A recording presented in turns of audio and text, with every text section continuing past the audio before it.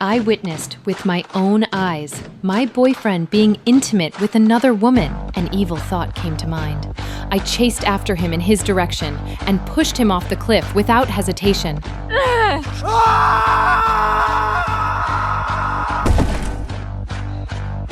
Then I ran all the way back, climbed through the window into the classroom. Inside, the violin recording I'd prepared earlier was playing. When the piece finished, I pulled the strings to seamlessly continue. When the teacher opened the door, I was focused on practicing. Her presence became evidence that I'd never left the classroom. 20 years later, I started a family with Chris. For this, I gave up my dreams and became a housewife. But, by chance, I discovered he'd been cheating on me with a young, beautiful woman. I didn't confront him, but instead, carefully put on makeup and changed into a sexy dress, trying to win Chris's heart back.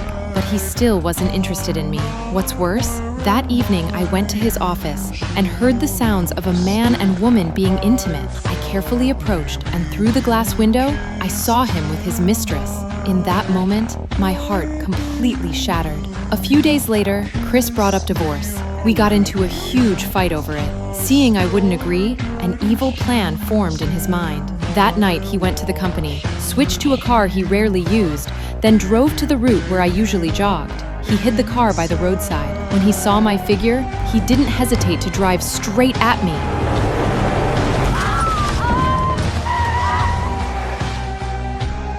He looked in the rearview mirror and saw my feet still struggling, so he hardened his heart and reversed again.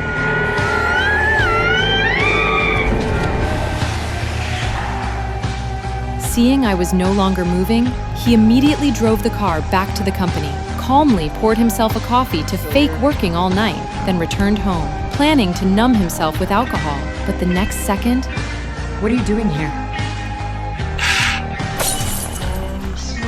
he froze in place. Seeing me standing there perfectly fine, he realized he'd killed the wrong person. The next day, a neighbor mentioned last night's murder. After hearing this, I went to the crime scene. People gathered around talking about how the woman died horribly. In that moment, I felt incredibly lucky I'd changed my route. However, the next day when I used the car wash card, I noticed a charge was missing from the balance. I asked the staff and learned the last transaction was at 10 p.m. the night before, so I requested to see the surveillance footage. In the video, Chris came alone late at night to wash the car and repeatedly checked the front bumper. At that moment, I suddenly realized the person who was supposed to be hit and killed was me. When Chris came home, I laid the evidence out in front of him.